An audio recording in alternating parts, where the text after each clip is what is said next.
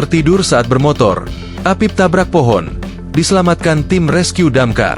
Tim rescue damkar Pos Kemuning Palembang menyelamatkan Apip, seorang pengendara sepeda motor yang kecelakaan tunggal di Jalan R. Sukamto depan SPBU, pada Rabu, 25 Juni 2025. Damkar menurunkan sebuah mobil ambulans untuk membawa korban ke rumah sakit agar mendapatkan perawatan.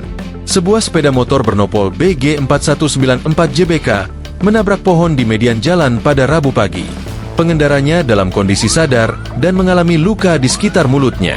Korban diketahui bernama Apip, warga Jalan Ratu Sianum, Kecamatan Ilir Timur 2. Kasih Penyelamatan dan Evakuasi Dinas Pemadam Kebakaran Kota Palembang, Denny, mengatakan pihaknya mendapat laporan dari masyarakat yang mendatangi Pos Kemuning. Kami mendapat laporan dari masyarakat yang datang ke Pos Kemuning.